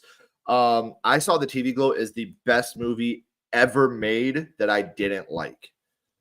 I could not get into it, but it's such a well-made movie. But I couldn't get into it for the life of me. It is, but it's like one of those. It's weird because it is so accessible. Like the allegory is very obvious and everything. It's very accessible, and yet stylistically, it's like very out there. And like, so that was kind of the part that I didn't really connect with. It just like on an aesthetic level and everything. It's like, it's really hard to explain how, like, why I didn't really jive with it. But yeah, I agree. It's like excellent film. I didn't really like it. I love this. I love that movie. It's such a tragic movie about the trans experience. And again, as a cis white guy, it's hard for me to relate to that. I have empathy. I have a lot of trans friends. I'm very, very, I want everybody to be a part of this family. I want you to feel on the outside. I want you to look on the outside the way you feel on the inside. I think that's only right as a human being for you to be able to have that. But, and again, I think it's, I would never shit on the movie. It's a very well-made movie. It just wasn't a movie for me. Like I couldn't get into it. And I do respect that, Julia. I really do. And I would never, ever try to make someone feel bad about who they are. But it just wasn't a movie that was made for me, honestly. I think there's still when something is so personal, like it oddly in a way it makes it a more like universally accessible movie. So it's not even like a lack of connection or whatever, because I think like on some level, though it is like a very obvious kind of like trans metaphor, on some level I think like everybody can look back at who they are at different stages in life, and we always evolve and grow and whatever. And so we might look back at old phases or like people we've dated and like, oh, I wasted that time. Like, I wish I could have been myself sooner. It just really like, it just was the style. Like it just was the packaging the movie came in. I was like feeling the pacing and was not really like connecting with the aesthetics and everything. That was really it. And I think that's fair. And it just sucks that we live in a time now to where if I say I don't like a movie, I'm transphobic. Like it's not And, it. no. You know what I mean? Like that's the bummer to me. Like I hate that. Like there's just always going to be that one guy that's going to conflate the things and comment at you, but it's, he's got to be bigger than that. So, did you have another one that you wanted to talk about? Yeah, I actually have time for just this one last topic, and then I gotta head out. But Okay. I am curious your thoughts because we got the news that the final Conjuring movie has begun filming, which is coming out in less than a year now, on September 5th of next year, apparently.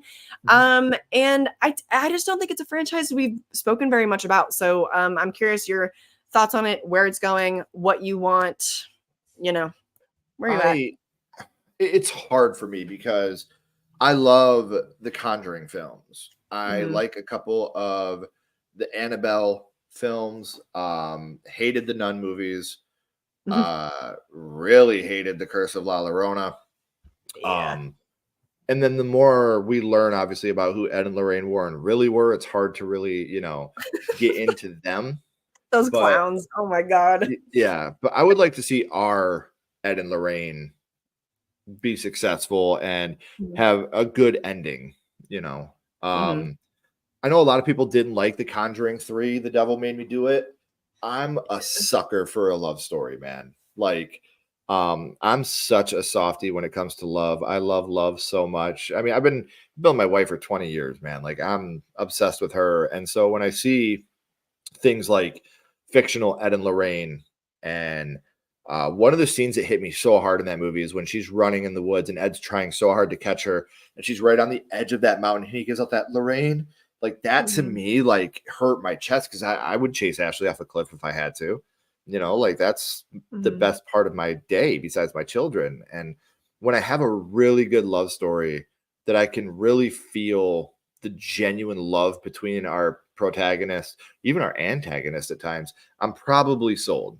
I'm probably in. And I just want this one to be, as much as I love a good love story, I want this one to go back to being a movie that scares the fuck out of me.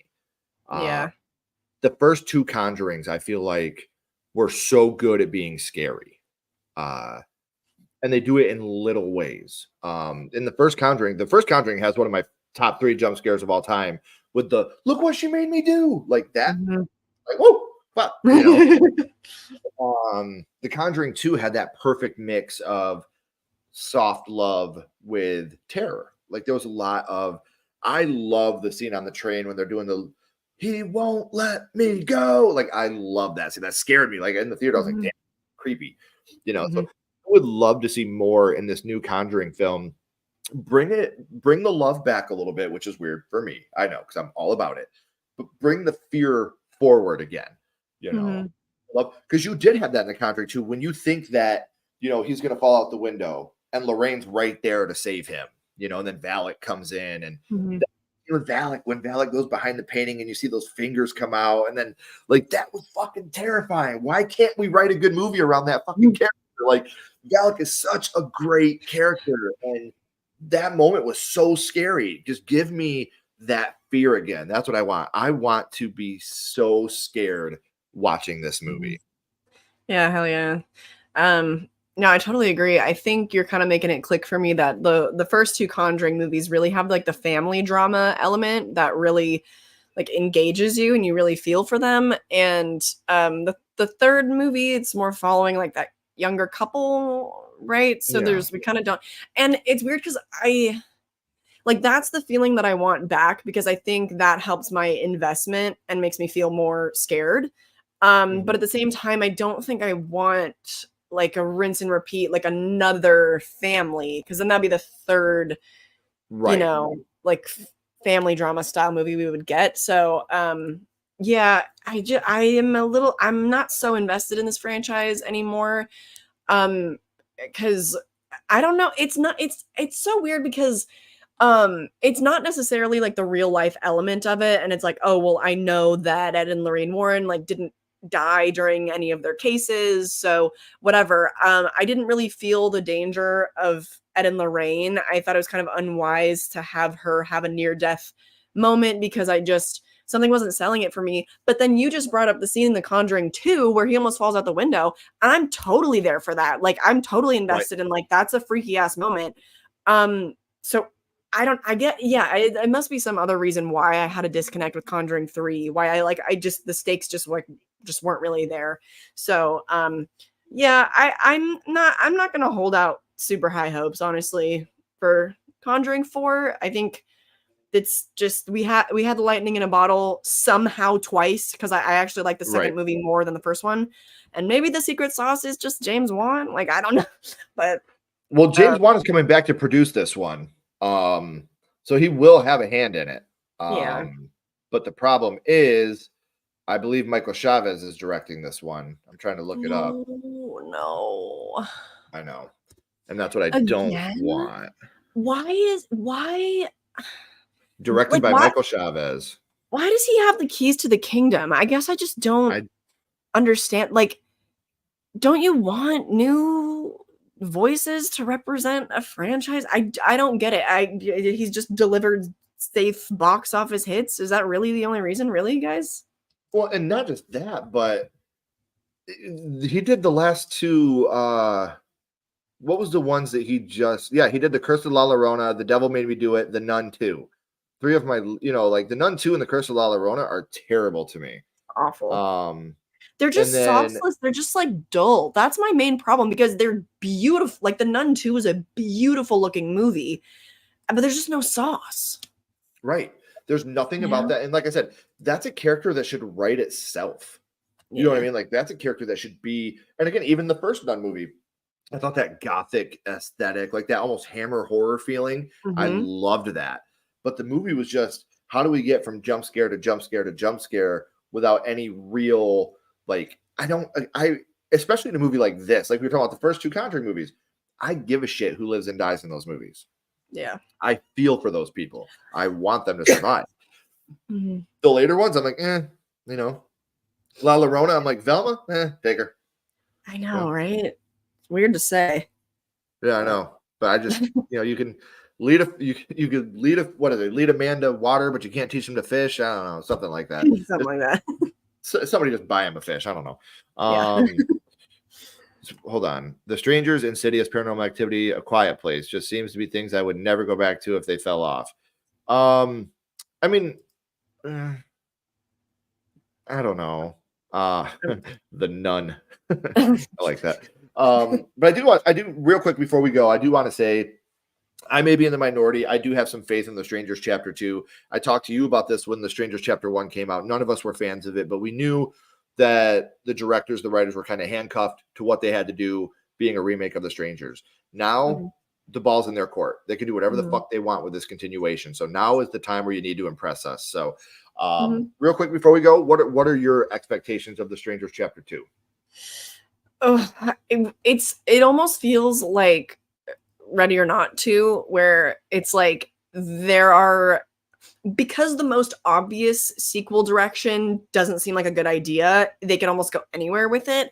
And because in chapter 1 there was such an emphasis, like random emphasis on random characters in the town that like never popped back up again, that just was like, oh, hello, oh, you what, like, and then it ended up like, what are you doing here? I'm assuming they're building it out to be bigger, and then maybe some kind of conspiracy element to the little town. Yeah, you don't watch trailers anymore, do you? I do not.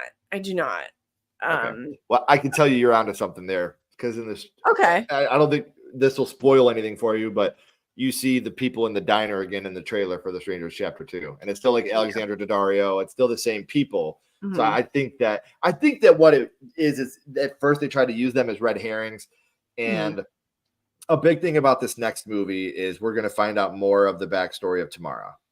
That's right. Tamara, finally, however, we're going to find out where the fuck Tamara's never home. So we're going to maybe finally figure out where her home is. But so again, Kylie, I want to thank you so much for spending some time with me tonight. Of Whether you course. guys watch us through the Haunted Hippie channel or the Sledgehammer Horror channel, if you hear from Sledgehammer Horror, please go over to Haunted Hippie, hit that subscribe button, hit that notification bell. I promise you're not going to regret it. If this is your first time here, please hit that subscribe button. We would love to have you along for the ride. So, Kylie, please don't go anywhere. I got a couple more questions for you.